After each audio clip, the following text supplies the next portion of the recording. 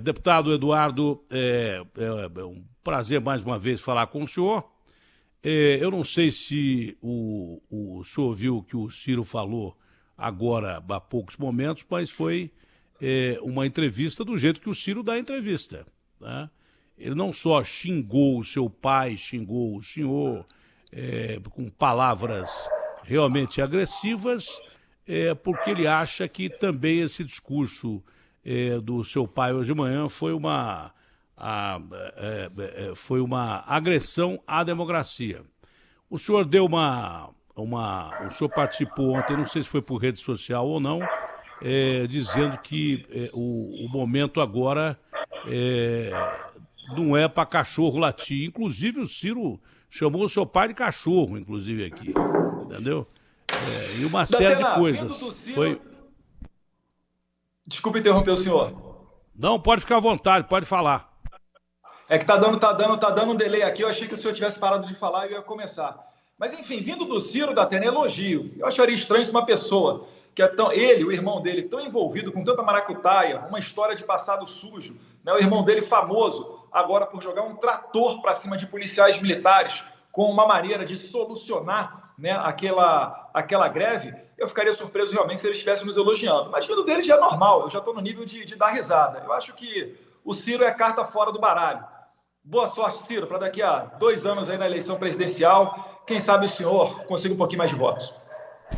Eduardo, o seu pai disse hoje que chega, basta, acabou, que não vai ter um dia como ontem. Isso não significa, na sua opinião, uma ameaça direta à democracia, às instituições, interferência de poder e daí por diante ou não? De maneira nenhuma, Datena, é exatamente o contrário. Desde a saída do ex-ministro da Justiça, Sérgio Moro, a presidência tem mais do que nunca sido alvo de ataques, não do STF, mas pontualmente e principalmente de 2 ministros, Celso de Mello e Alexandre de Moraes. Eu não vou nem entrar aqui, Datena, no mérito da questão do ministro Barroso em ter impedido que o corpo diplomático venezuelano, dentre eles o adito militar, general Barroso, acusado de desviar 20 bilhões de dólares da estatal de petróleo da Venezuela, a PDVSA, enquanto esteve na Venezuela e hoje está comodamente aqui no Brasil. Eu vou deixar essa questão do Barroso e da Venezuela de lado, atentando aos fatos aqui sobre as atuações dos ministros Celso de Mello e Alexandre de Moraes. Primeiro, Alexandre de Moraes interferiu, impedindo a nomeação de Ramagem, delegado da Polícia Federal, atuou já na Copa do Mundo, atuou na segurança das Olimpíadas, atuou na fronteira, tem operações conectadas com as operações da Lava Jato, enfim, uma pessoa de passado ilibado e respeitado dentro da nossa Polícia Federal. Foi impedido porque, na visão do ministro Alexandre de Moraes, na minha opinião, uma desculpa um tanto quanto estapafúrdia, ele seria amigo de Carlos Bolsonaro, porque existe uma foto dos dois em uma festa. Enfim, o presidente engoliu seco, respeitou e colocou outra pessoa que não Ramagem, né, como diretor-geral da Polícia Federal. Depois, o ministro Moro saiu, falou que a acusação era que o presidente queria proteger os filhos. Sabe-se lá de qual crime, Datena? Nem eu, nem Carlos, nem Flávio somos réus no STF ou temos investigações a cargo da Polícia Federal. O que existe hoje é tão simplesmente um procedimento investigatório no Ministério Público do Rio de Janeiro, portanto, a cargo da Polícia Civil do Rio de Janeiro e não da Polícia Federal, essa investigação, que daqui a pouco vai completar 3 anos, que nem sequer denúncia apresentou, mas ela está lá parada. Quem sabe aí até para os opositores aproveitarem para dizer que o Flávio é enrolado, que tem problema na justiça, etc., mas até agora não tem nada nessa operação. Mas, enfim, então qual seria o crime cometido pelos filhos do presidente? Me apontem, além disso, aí eles vão falar fake news, me aponte, Datena, uma fake news que tenha influenciado as eleições de 2018 ou uma fake news que a gente tenha dito que tenha sacudido o cenário nacional. Agora, pelo contrário, Datena, o presidente, pela TV Globo, tentou se relacionar com a morte da Marielle, em outras situações, onde a gente vê, às vezes, até o próprio William Bonner, em Jornal Nacional, tendo que passar um constrangimento de voltar atrás e dizer que a notícia que eles estavam dando vai frontalmente em sentido contrário àquela anunciada pelo Jornal Nacional minutos antes. Então, Datena, nós somos vítimas. O ministro Moro saiu, exigiram fita de reunião secreta, falaram que era sigilosa, depois deram publicidade nessa fita. O presidente ganhou moral com a sociedade. E o que eles fizeram? Agora, em mais uma afronta, pediram as câmeras que filmaram para cogitar e ventilar que essas fitas foram editadas, ao passo que, no mesmo tempo, ministros falando que generais seriam conduzidos debaixo de vara para depor na STF, e toda uma rede de coisas que você fala assim, não é possível. E a presidência da República acatando todas as decisões, ainda que crendo fielmente que sejam decisões políticas. E o Alexandre de Moraes tomou uma decisão tão política que até o Marco Aurélio de Mello fez uma reprimenda contra o ministro Alexandre de Moraes. Não existem motivos na Constituição para não se permitir a nomeação do Ramagem. Então, a todo momento, Datena, vem sendo feitas investidas contra o livre-arbítrio do presidente. O senhor acha que há aparelhamento político do Supremo e que, se houver, com que objetivo isso? Derrubar o seu pai? Datena, eu não tenho dúvidas, eu não vou generalizar, obviamente não é todo o Supremo, né? Ali existem ministros que ainda são respeitáveis, que têm condições de andar com moral na rua. Mas eu, como deputado federal, ainda acredito, né, que no Brasil eu tenho direito e sou resguardado pela imunidade parlamentar para falar aquilo que eu penso. Eu acho que o Alexandre de Moraes, pelo menos, já extrapolou e muito esse limite com essas suas decisões e essas suas atuações totalmente políticas. Isso daí, quem está falando, não sou só eu não, Datena. Pessoas do quilate, de Ives Gandra Martins, estão indo no mesmo sentido. E isso é uma vergonha para o STF, porque a população, por vezes, não enxerga a atuação isolada de um ministro, ele enxerga a corte como um todo. E aí a revolta é natural. Não tem como 57 milhões de pessoas elegerem um presidente que vem para quebrar com uma sequência de décadas de escândalos de corrupção. A gente está aí há mais de 500 dias sem nenhum escândalo de corrupção dentro do governo. E aí venham dizer que o culpado de qualquer ação ditatorial é o presidente. Quando, na verdade, Datena, todos estão enxergando que ele é vítima dessas atitudes. Então, hoje o presidente, na saída do Palácio do Alvorada, ele fez um desabafo. Porque a gente não pode mais viver com a Constituição sendo seguida só por um dos lados. E o golpe final desse esculacho que o ministro Alexandre de Moraes está fazendo contra os conservadores veio com mandados de busca e apreensão, sem pé nem cabeça, como eu falei, sem nenhum fato definido, sem ter no Ministério Público o polo ativo da ação, porque a procuradora Raquel Dodge já mandou arquivar esse inquérito da fake news, e o Alexandre de Moraes passou por cima e continuou com esse inquérito. Daqui a pouco ele tá exigindo o celular do presidente, ele está prendendo sei lá quem, sem qualquer motivo. O STF é guardião da Constituição, não está acima dela. Vocês têm o direito, inclusive o presidente da República, de processar especificamente o ministro Alexandre. Vocês pensam nisso ou não? Bem, eu não conversei com o presidente sobre isso, né? Mas, conversando com a deputada Bia Kicis e outros deputados, nós entraremos ainda hoje com uma representação na Procuradoria-Geral da República contra o ministro Alexandre de Moraes pelo crime de abuso de autoridade.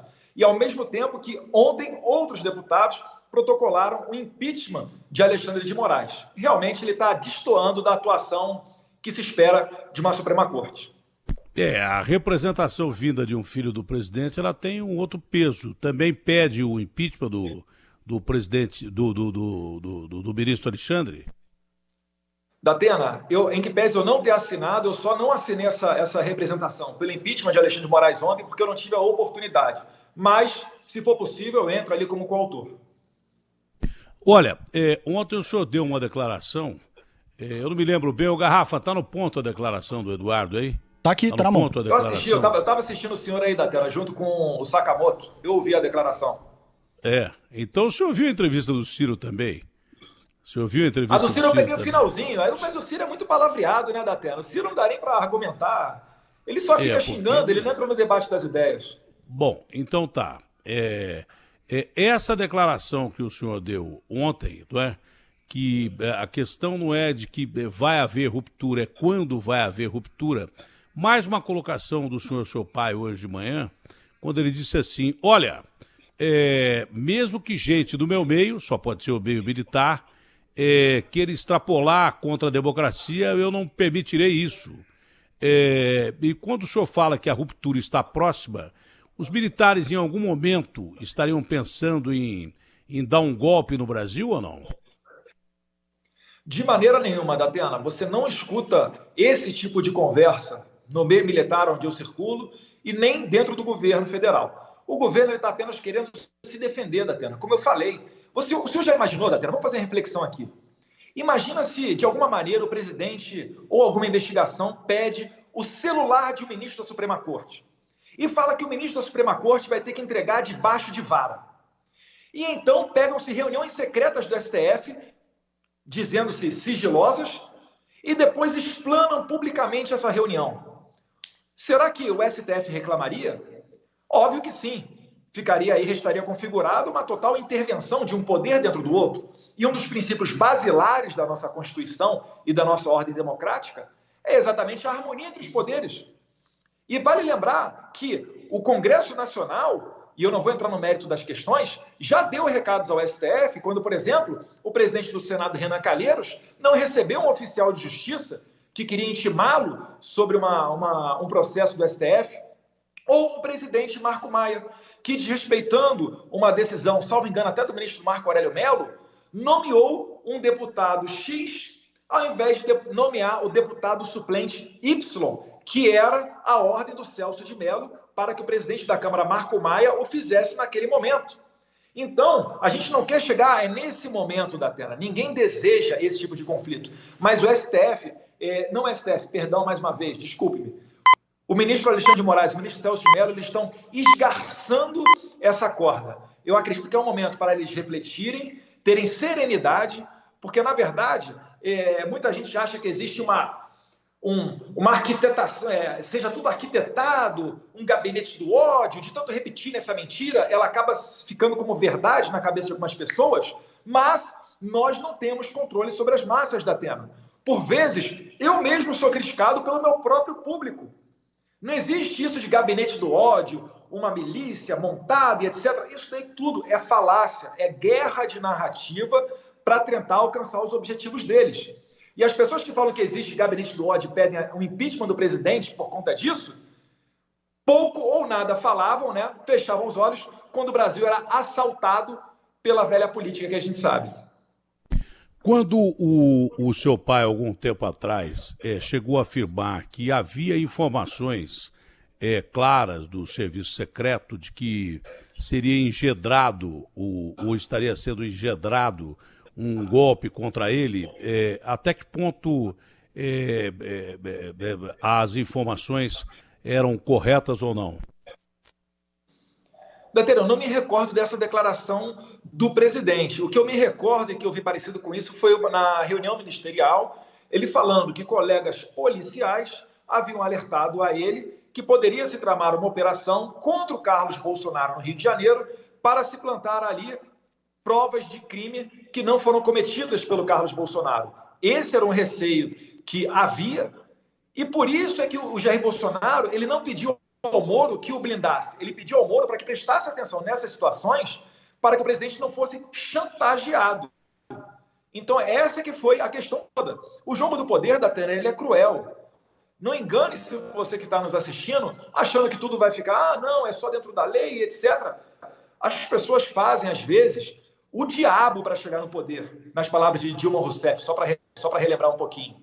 Então, o que a gente está vivendo e sofrendo aqui, muitas das vezes, só a gente sabe o que é. Mas a gente também não vai entregar de mão beijada, né, o poder para essa oposição que não tem qualquer apego à democracia. Vale lembrar que o Sakamoto, que até há pouco tempo estava falando com o senhor aí, tem foto com o M16 junto com a guerrilha no Timor-Leste.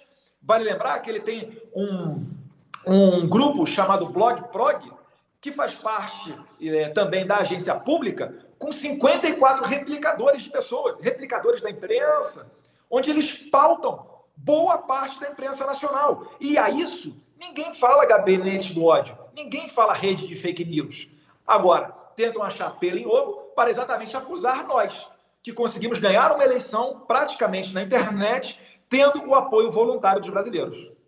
Quando o senhor diz que a ruptura está próxima, depende de quando, pelo que eu entendi, o senhor acredita mais numa insurgência popular contra as instituições, é isso?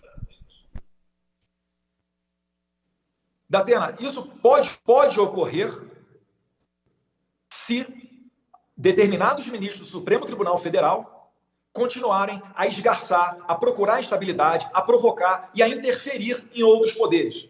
Só para lembrar aqui um pouquinho, Datena, se me permite abrir um parênteses histórico, em 1964, as pessoas estavam nas ruas, marchas gigantescas em São Paulo, no Rio de Janeiro, um momento de instabilidade muito grande.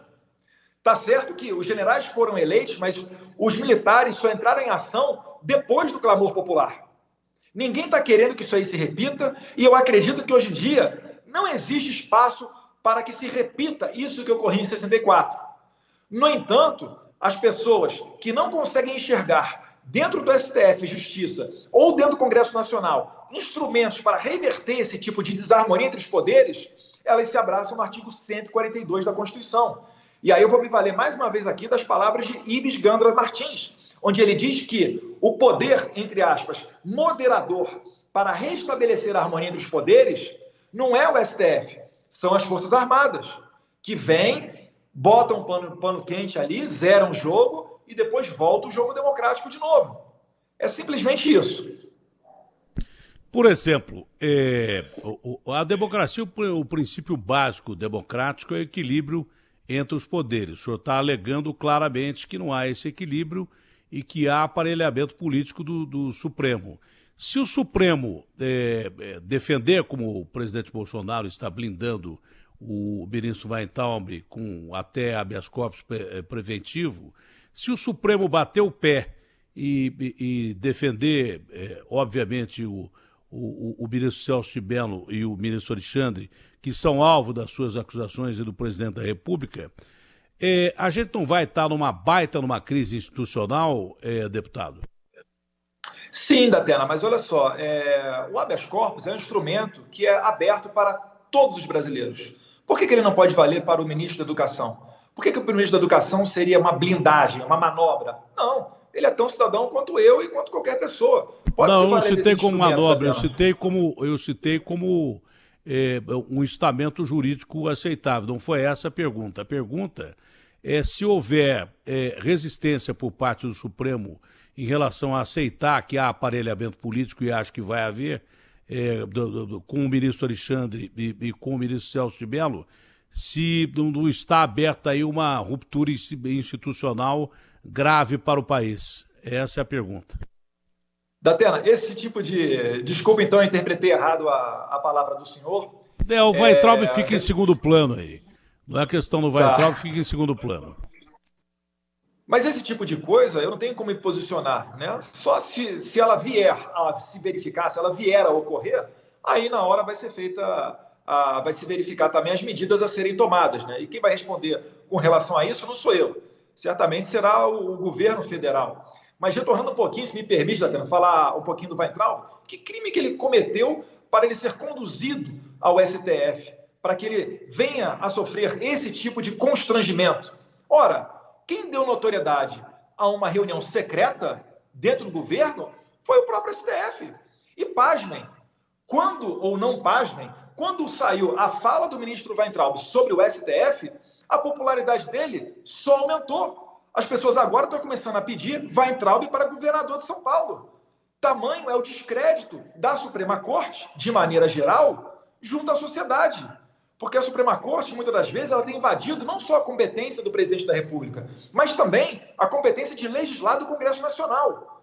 Se nós formos ver decisões com relação a aborto ou diversas outras, por vezes, né, elas são, na prática, são leis. E o STF não é feito para fazer leis. Se quiser fazer leis, coloque o seu nome à urna e veja se será aprovado pela população, porque assim é no sistema democrático. O senhor não considera que é crime dizer que alguns ministros do Supremo têm que ser presos, né? Mas o seu pai colocou uma coisa parecida com o que você colocou agora aí, que foi crime do Celso de Mello, do ministro decano, que é respeitadíssimo pelo colegiado, divulgar aquela reunião. O senhor considera que ele cometeu o crime? E que o Weintraub, mesmo pedindo que ministros do Supremo fossem presos, não cometeu crime nenhum? Datena, na intimidade, até pai às vezes fala que vai matar o filho, namorado fala que vai matar a namorada e nada disso se verifica. Então, de maneira nenhuma, de acordo com o Código Penal brasileiro e com a legislação penal, Weintraub não cometeu o crime. Até porque no Brasil a gente não vive igual na Alemanha nazista. Não existe aqui o crime de opinião. Ter opinião é livre. O que a gente não pode também é se submeter a tecer apenas elogios à Suprema Corte. Na intimidade, Datena, todos nós falamos coisas, inclusive até absurdos. Então fica a julgamento de cada pessoa. Agora não pode o STF invadir a presidência da República, pegar uma fita de uma reunião secreta, divulgar em público para depois tentar criminalizar um dos ministros. Pelo amor de Deus. Aí falta o mínimo de coerência e bom senso, né, do ministro Celso de Mello.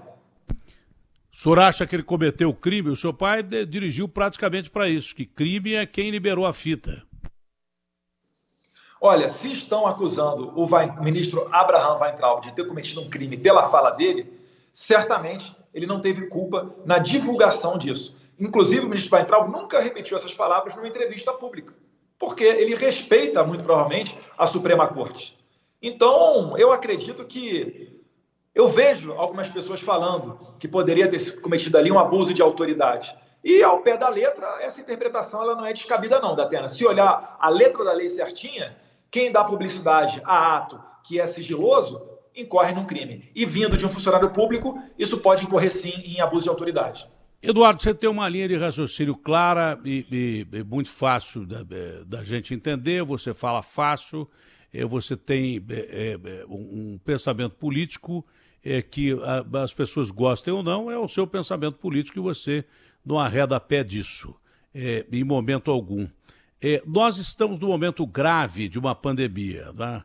O Ciro teria acusado esse discurso do senhor, seu pai, hoje, vamos esquecer o Ciro, que o senhor disse que não responde, mas de encobrir uma situação terrível que o Brasil está passando agora, estabelecendo mais de 1.000 mortes por dia e chegando a uma crise grave, extremamente grave, patológica, de pessoas morrendo por causa disso, e também uma crise terrível. Eu sempre disse que é muito mais difícil você enfrentar, seria muito mais difícil, já desde o começo, enfrentar essa crise no Brasil, porque o Brasil, diferente das potências que foram atacadas por esse vírus terrível, né? O Brasil é uma grande periferia, o Brasil é um país pobre. Então, é diferente você só pensar na ciência e não pensar também na economia, com milhões de desempregados e gente morta de fome, que já vem do governo passado. Nós tivemos no ano passado a pior crise recessiva da história do país. Quer dizer, o brasileiro já não tinha um tostão guardado em casa para poder almoçar, jantar, tomar café da manhã. Agora, com essa crise, se não for essa ajuda que o governo está dando, muito pequena perto dos Estados Unidos, só que os caras são a maior potência econômica do mundo. É o que tem para hoje. São $100, lá são $1.200, mas o Brasil é extremamente pobre. É uma grande diferença econômica. Então, você enfrentar crise em país rico, como a França, Inglaterra, Estados Unidos, é uma coisa. China. O Brasil é outra completamente diferente. Mas o senhor, dentro da visão que o senhor tem, essa história de que esse discurso de hoje foi para esquecer as mortes que estão acontecendo e vão acontecer, dizem até que a gente pode bater mais de 100.000 mortos, tem um estudo americano que diz mais ou menos isso, que a gente pode superar os 1.000 mortos. Há uma possibilidade da gente recuperar esse sentido de combater a pandemia em si, e deixar as discussões políticas para depois, não digo as questões investigativas que devem continuar, mas as questões políticas serem colocadas em um segundo plano e a gente começar a pensar nas vidas que estão se perdendo, uma pelo vírus da Covid-19 e outra pelo vírus da fome que existe no Brasil há muito tempo, pela roubalheira que se instalou no Brasil desde há muito tempo. Exatamente, Datena. Foi essa a linha de raciocínio do presidente quando ele falou que está disposto a sentar, conversar, estender uma bandeira branca de paz, porque, na verdade, não é o presidente que está invadindo o STF, é o STF que está invadindo a presidência da República. Se o STF parar de fazer isso, volta-se o foco, né, à questão da pandemia, que é o que o presidente mais quer. Ora, com todo respeito ao estudo, mas a gente não pode ficar se baseando num limite de morte. A gente tem que fazer o nosso melhor para ter o mínimo de mortes possíveis. E já que a gente está falando de Ciro Gomes, que criticou o governo com relação à pandemia, vale lembrar que a pandemia nasceu lá na China, Datena, em Wuhan.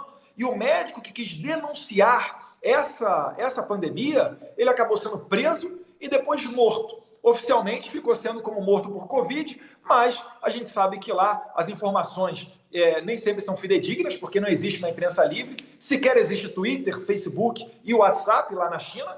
E a China, o Partido Comunista Chinês, é aliado. Eles têm um documento público em que eles são aliados do PDT, partido de Ciro Gomes. Então veja, Datena, como é que é importante a gente preservar as liberdades dentro do país. Isso daí acaba por permitir que o país possa se preparar até para uma próxima pandemia. Porque quem sabe, se nós tivéssemos anteriormente sido avisados de que uma pandemia estava a caminho, a gente teria mais tempo para se preparar. Mas, infelizmente, como veio lá de Wuhan, na China, e o governo impôs essas medidas autoritárias, nós não conseguimos ser alertados a tempo. Mas, enfim, o governo tenta fazer o melhor e quer, sim, voltar ao foco à pandemia. A crise não é só em Brasília. A crise parte também de unidades da federação. Unidades afetadas pela pandemia, cujos governadores a gente já conhece, não preciso aqui ficar repetindo os nomes, são declarados inimigos do seu pai politicamente. Há como se chegar a um consenso em relação a isso ou não? Datena, eu acredito que a melhor medida seria uma implementação de um portal de transparência fidedigno, né, com dados de todos os gastos públicos disponíveis, por exemplo, na internet, em que boa parte dos brasileiros já tem acesso, e assim a gente consiga controlar esses tipos de gastos, né? No Rio de Janeiro estão ocorrendo algumas coisas que saltam aos olhos. 850 milhões para a construção de alguns poucos hospitais de campanha, né? É aquele negócio, você vai alugar uma lona para fazer o hospital de campanha e ela sai quase o mesmo preço de você construir um hospital real. 600 mil de gasto com jardinagem. Enfim, uma série de medidas num contrato que nem sequer passou pelo crivo da licitação, e a lei federal permite que no momento de pandemia realmente ocorra esse contrato sem licitação, mas isso não significa dizer que não ocorrerá uma fiscalização desse contrato depois. Então, nesse primeiro momento, existem muitos governadores com fortes suspeitas de estarem abusando desse desvio de dinheiro público. E eles o fazem por quê? Porque esse dinheiro está vindo do governo federal. Quando o Congresso Nacional aprovou a Lei Mansueto, essa Lei Mansueto diz o seguinte, Datena: se um governo de estado tiver uma arrecadação de impostos menor, o governo cobrirá essa diferença. Então, o governador ele está muito confortável para estender o lockdown ad eterno. Porque se eles tiverem um prejuízo, o governo federal terá que injetar mais dinheiro no estado dele. E se não injetar, a culpa é do Bolsonaro. Então o discurso está todo feitinho, está todo bonitinho. Mas a gente acredita aí que a Polícia Federal seguirá cumprindo o seu papel e o ministro André Mendonça está atento, junto com o general Pazuello, e é por isso que a gente tem um general à frente do Ministério da Saúde, não é por acaso, para ficar de olho nesses gastos. Há previsão de que outros 7 estados sejam investigados, inclusive o governo aqui de São Paulo. O São Paulo é o estado importante da federação, economicamente é o estado mais rico do país. E há essa polarização e discussão de que se começou campanha à presidência da República por parte do governador Dória antes do tempo. Aí o bicho não pode pegar ainda mais sério, Eduardo? Olha, São Paulo é o estado, como sabemos, né, é o 01 quando se fala em orçamento do país, né? É o estado da economia mais pujante. Agora, se existem indícios de ilícitos, eles têm que ser investigados, né? E a autoridade que está a cargo dessas suspeitas de ilícito, ela tem que permitir a investigação. Se nada tiver, será arquivado. Agora, a gente não pode ver suspeitas fortes e não ir lá investigar sobre o preceito de que, não, olha só, o Jair Bolsonaro está investigando Dória, está investigando Witzel. Não. O governo federal e o aparato estatal, aí incluso a Polícia Federal, o Ministério Público, está investigando o dinheiro público do contribuinte. É dinheiro do imposto de todos os brasileiros. E só para adiantar, no Rio de Janeiro, nem de perto passa por uma intervenção do presidente. Ali foi uma ação conjunta da PF, junto com o Ministério Público, em uma operação autorizada pelo Superior Tribunal de Justiça. Então não tem nada a ver com o presidente da República. E a gente espera que outros estados ocorra essa fiscalização. É por isso que a Polícia Federal está aí. Você não entende que esse discurso por parte do senhor, seu pai, presidente da República de hoje e de amanhã, ameaça a democracia de forma alguma? De forma alguma, Datena. O Jair Bolsonaro, o que ele mais quer é estar bem com todos os chefes de poderes. Você vê, outro dia ele estava abraçando o presidente Rodrigo Maia. Ele recebe, como ele recebeu na posse, né, do AGU e do ministro da Justiça, André Mendonça, no Palácio do Planalto, recebeu ali Gilmar Mendes, ministro Dias Toffoli, rasgou elogios publicamente, mesmo sabendo que boa parte da sua militância não gosta muito de algumas atitudes desses ministros, mas são as pessoas que estão no poder, e o presidente respeita isso, Datena. O que o presidente não quer é ser vítima de abusos, e está pedindo respeito a algo que sempre ocorreu, é a harmonia entre os poderes. Só isso, nada mais, e ponto. Né? Ninguém quer uma instabilidade no Brasil. Isso é ruim para o ambiente de negócios, para receber investimentos estrangeiros, para a geração de emprego. O que a gente precisa é deixar que o presidente trabalhe. Eduardo, mais alguma colocação? Não, Datena, só agradecer o espaço mais uma vez, o senhor sempre solícito conosco. Fui aqui de manhã, falei com o Garrafa aqui, que rapidamente me colocou no ar, e obrigado por permitir que a gente dê aqui o outro lado dos fatos. Fique com Deus. Muito obrigado. O Paulo também, o Garrafa pede a agradecer ao Paulo que nos permitiu essa entrevista. Dar um abraço no Paulo aí. Abraço grande, fique com Deus, o senhor também.